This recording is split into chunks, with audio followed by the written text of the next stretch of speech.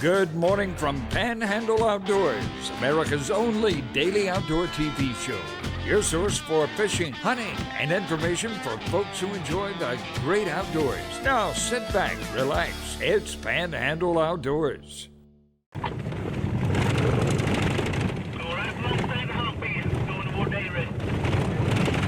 got them going. Is you already crossed up here? What's that? All right. I don't have anything on it. Jerry does. I don't know who all else. My pike, Padwood's pike, and Matthew's pike. It's all the way across. All right, folks. Here's a picture of a rattlesnake, and that's the horse. Tell you got this rattlesnake yesterday? Yesterday. What yes, happened? Sir. I was sitting in the truck on the deer stand and looked up the road, and he was crawling across the road. And I tended to him. Man, that is a big snake. Where he wouldn't bite a dog. Or a youngin. Goodness gracious! But you saw him. You saw him first, crawling. Yes, sir. That's cool. Yeah. All right, now tell us first of all, what are you gonna do with that rattlesnake? I'm gonna skin him and tan the hide and eat him, fry him up and eat him. All right. Now you're talking about back in the day that y'all would be cooking at church and people would be bringing the snakes to have. Tell us what happened. We had a wild game dinner every year, and they would bring rattlesnake, but it would still have the rib cage in it. Mm-hmm. And that's not how I recommend cooking rattlesnake. Just cut the back strap out of it, and it's nothing but meat. And cut it up in 3-inch lengths and flour it and fry it. It's kind of like clam strips. Yep. It's very, very good. But when you leave the rib cage in it, it's a turnoff. Say some of them start gnawing on the rib cage. Yes, I'm not gnawing on a snake bone. I love it.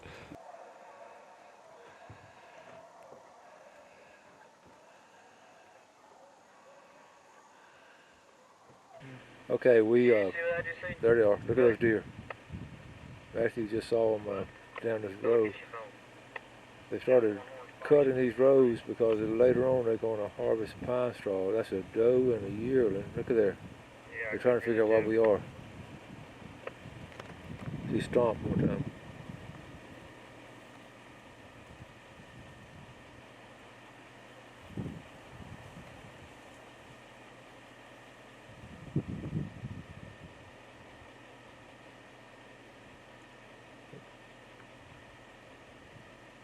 Yeah, we're crosswind from them. They can't smell us. We just riding by. Matthew saw them laying down. That's good eyes, Matthew. Yeah, I knew something didn't look right. Wow. That shows how long they'll stay there.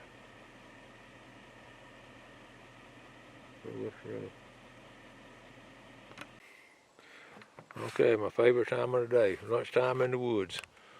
Potato chips, crackers, and Vienna sausage.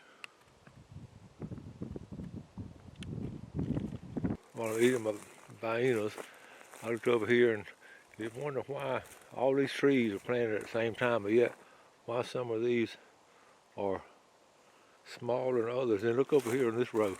You got little trees here and big trees right there, all planted at the same time. So you start to wonder what causes that. My theory, I'm not a forester, I think it's got to be the soil.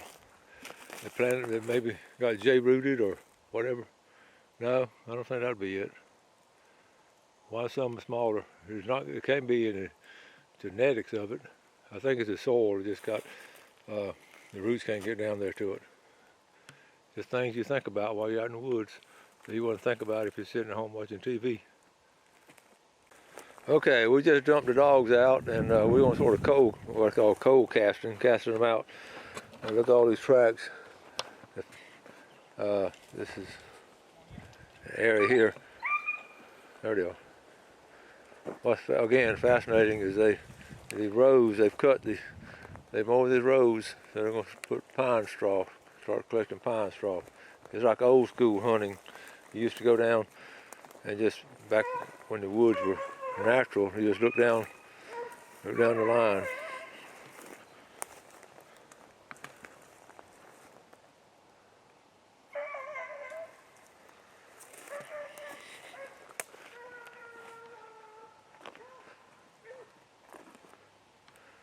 Look for some arrowheads. Look at the tracks.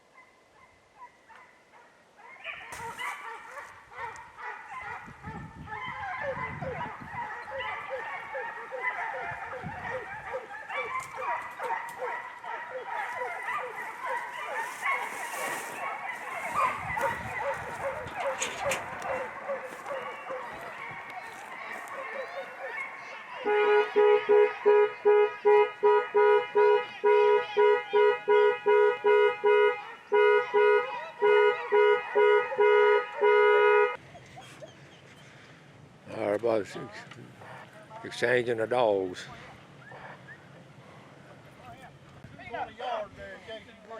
Everybody picks up the dogs and they get together and put them in the right truck. That's Peanut. All right, Peanut. What up? All right. Peanut's happy. Yeah. But what moved fast, they went right back down the branch to right back in there to where you put it on. Right. Oh, I know. I done run back down the road. And Buster and them come up there, and they made a loop like they were gonna do that, and they went through. And those kept that short. They picked up them good. Yeah. I bet that was the buck. Yeah, I was sure that was a buck. That track that went across 3? I'm talking about a dark deer. Yeah. See, them wasn't dark. Them was light colored, medium. They wasn't even big though. They was medium though. Yeah, but when he crossed 3, you And could what tell he one wasn't in deer? no I hurry, didn't but see it but was one a deer. buck. You know, you said there was 2 come out on you. All right, we wrapping it up. Matthew brought me back to my truck. Matthew, it has been a good day, buddy. It has been a good day. A lot of action. I appreciate you letting me ride with you, and we started the morning off good with a nice buck. Yeah, sure did. Yep.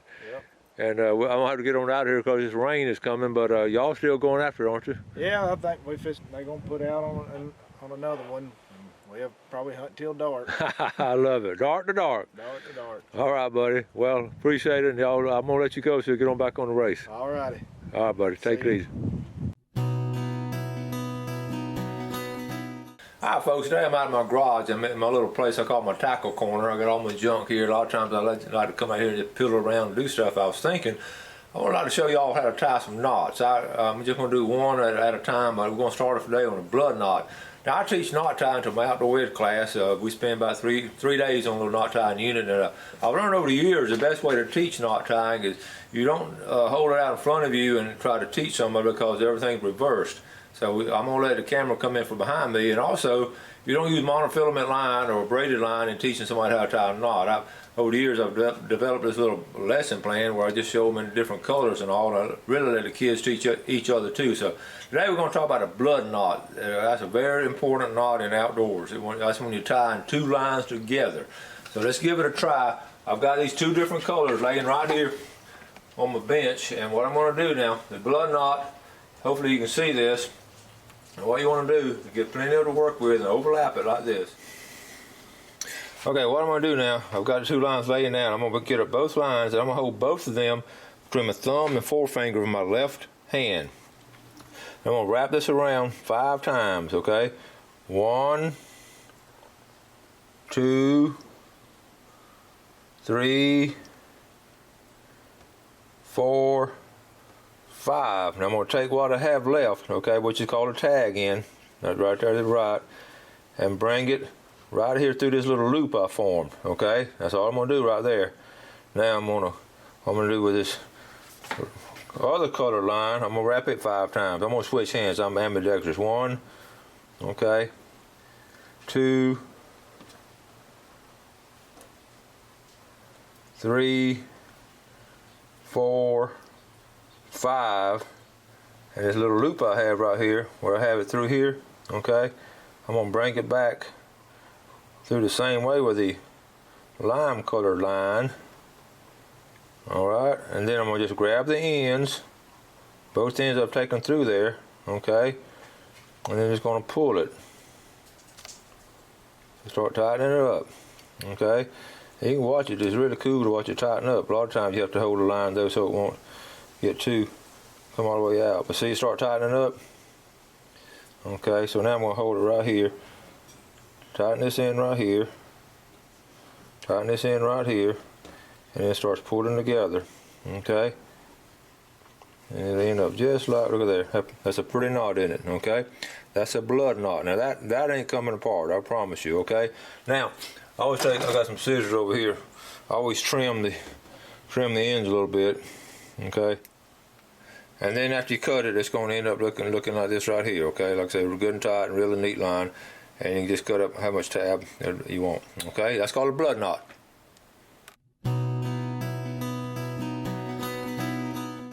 All right. We're down here in Weewall with my buddy Jared Forehand. And you can't go fishing in Weewall if you don't stop at a Dixie Dandy and get you a little bit of breakfast. But don't tell nobody about it. We don't let them run out of sausage biscuits. All right, that's some of Granddaddy's fried chicken. Not really. Boom, boom, boom, boom. Special place here, seriously.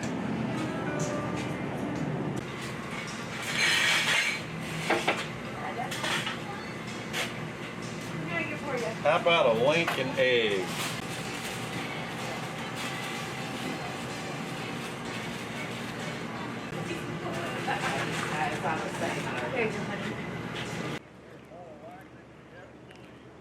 All right, that's a ramp. Our good buddy Jerry Forehand. Hi, Jerry. Good morning. Hey, listen, it's a beautiful morning. So Well, I hope it's a fish catching morning. So all right, so what's our game plan? We're gonna start off up in here and work our way around? Work through the creek and see if we can't find some on my fish locator and see if we can't catch some nice crappie this morning. So we targeting the crappie this morning. That's our #1 fish All right. this time of year. All right.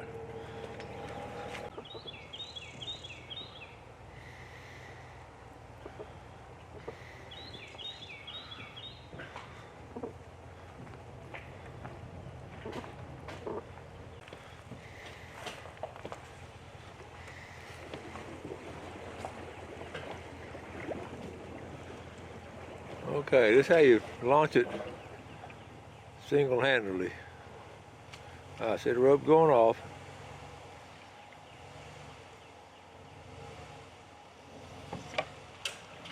How about that?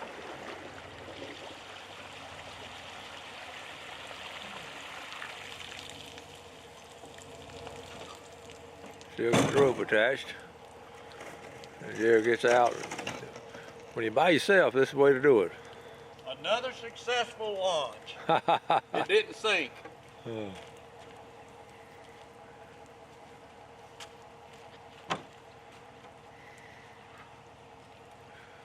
There you go.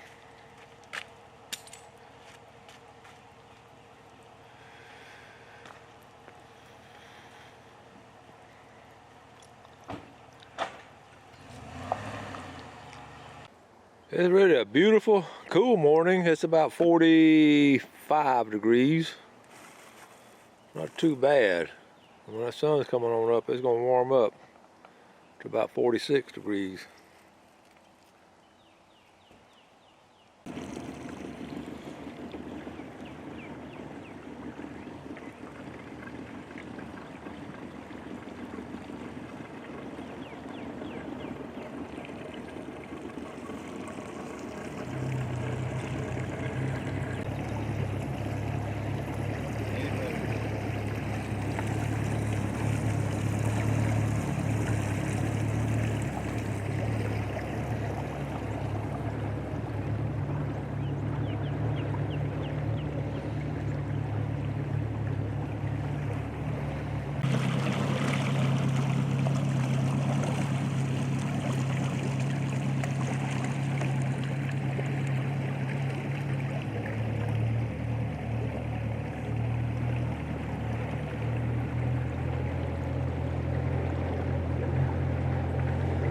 Well, this is deep water.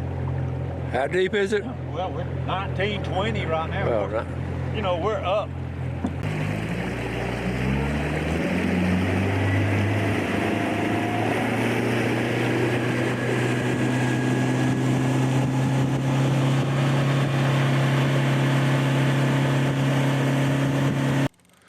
Okay, looks like our first hit.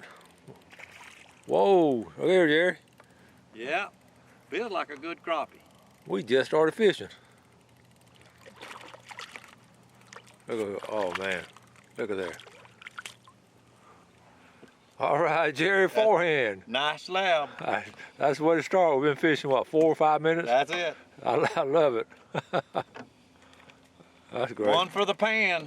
One for the pan. First one in the box. All right, got a hit, eh, Winston? We're gonna trade places. Jerry got one. I got mad, so I'm gonna catch one. That's why we're here. Mine's not that big. Look at there. Oh, What we gonna do with that thing? We're gonna turn that and We're loose. gonna let this baby one go. Go ahead and turn the camera off. All right. Now this ought to be a bigger one, Jerry. It feels better than the other one. That's why we're here. You a little nicer. All right. Yep, that's a Got good over close fish. to the camera. Yeah, that'll go in the box. Man, we're off to a good start now. That's it. All right, buddy. Number 2. This one's a little bit bigger, Jerry. All right. I know we're in the sun. We're in the sun, but we. Whoa, this is a nice fish. Oh, whoa, Hold that puppy up. look at here. Oh, hold it. I gotta find you. All right, got it now? Oh, beautiful fish. Now that's a slab there. All right, buddy. Jerry and I were talking, and we just caught another one. What's the size on these? What's the limit? I don't believe there's a limit in any place but like Lake Talquin, 10 inches there. But here, anything less than 10 inches is probably not worth keeping anyway, because they're thin fish at that size, but they grow pretty quick. And we'll catch some slabs, is what we call them, pounders, pound and a halfers. So we've already caught a couple, and that's what we expect to catch here. Well, you're doing good. We got one thing about crappie fishing, you can do it about any time of year, can't you? You can. So people that really love to crappie fish catch them in June. They Yeah. know how to catch them. I'm a winter fisherman for these. I turn to a fly rod when it starts March. All right, we finally got a bite. All right, Jerry. Pretty well sure know what we got, but we don't know what size he is yet. Bite like pretty good. He feels pretty strong.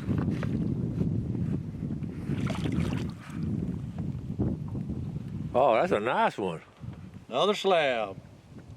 That's a nice one there. Not hooked very good. Isn't that amazing? How little, look at that. Well, we got to start using a net. We've been. Gail's gonna want these for supper. I know it. If we start losing them, she's gonna get mad at us. Yeah. Yeah, nice little fish. Other than the box. Hey, we spotted them on the ground. Yeah. And that's the reason we. That's- And you know what? I tuned it down. I went from speed 2 to 1 to make sure we were deep enough. And that I might have made a difference right there. Yeah. Because we're 23 feet of water. And every little thing like that makes an adjustment. Makes an adjustment. Let's see what we got. May not be the monster, but Let's see. There we go. one for Gail. Now Carolyn's gonna want some too now. Yeah, she will. I can smell the fish fry right now. Uh-huh. Go join your buddies. All right, we're in a little hole right here now. Every time we pass here, Jerry, we're doing good. They all would be big ones. Let's see. This one might be a decent one. Look at here. What do you got there? That's I don't know what that is. That's a brim. I know. It's a brim of some sort, but look at there. we don't have that kind really in the river. Where did he come from?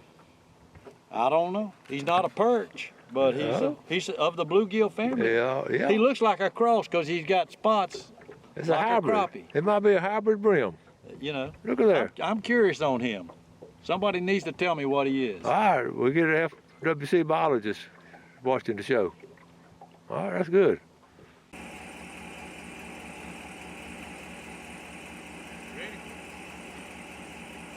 All right, wrapping it up. Gonna load her up.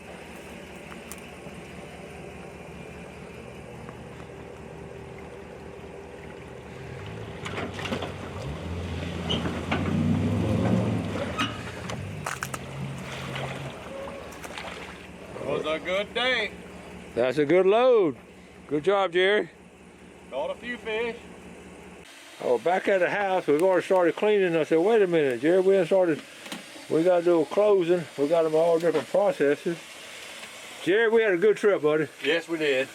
Caught some nice fish, turned loose a bunch, and so I'd say it was successful. Yes. Beautiful weather. It was a great trip. Enjoyed the company and the fishing. Now, you were talking about how you did this. Well, I fillet the big ones, and that's a one-side fillet right there. Then I skin them on the back side, and done a bunch of them. Some of these are still alive, I'm afraid. Hope nobody's watching it. It's squeamish, but every fish has to go through this for you to eat it. That's right. I'm over here, I'm scaling them, and we've got a little process going here, so we're going to wrap it up, but we've had a fine trip, and I got a mess of fish to eat. There you go. All right, buddy. Thank you. Enjoyed it. Thanks for watching America's only daily outdoor TV show, Panhandle Outdoors with Winston Chester, featuring hunting, fishing, and other activities and information to help you enjoy the great outdoors. Join us next time for Panhandle Outdoors.